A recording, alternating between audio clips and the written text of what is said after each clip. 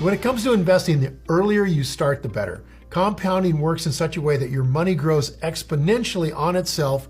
And what that means is that a person who starts investing just a few years earlier could end up with many times more money when it comes time to retire than they would if they had just started later in life.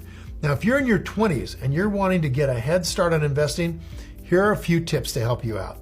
Okay, first, what you want to do is learn to invest. Big surprise, right? So you're going to have to figure out how investing is done. You got some choices here, right? And I've kind of gone through an awful lot of the things you're going to have to look at. So let me just give you some advice from about, 35 years of doing this. There's a family of investors that started with Ben Graham and then to Warren Buffett and Charlie Munger, down through these teachers, down to me, and from me to thousands of students, about a kind of investing strategy that is the best in the world. This is where the millionaires and billionaires come from.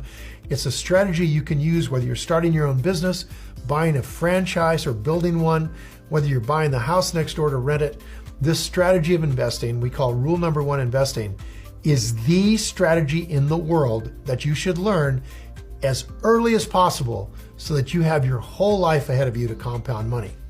Now, once you've learned something about how to invest, then you want to start getting control of your cash. So the first thing you got to do is pay off that student debt. Right now, student debt is such a common burden for people in their 20s, and I want to apologize to you from my entire generation for screwing all you guys on your college tuition. If you still have outstanding student debt, paying it off should be your primary investing goal. And it's a real shame because I'll tell you, man, when I went to college, it was really a lot cheaper. And since then, the cost of living has been about 3%.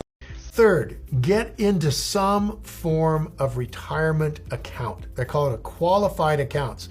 You've got a company 401k plan where they match your funds. That's an okay one.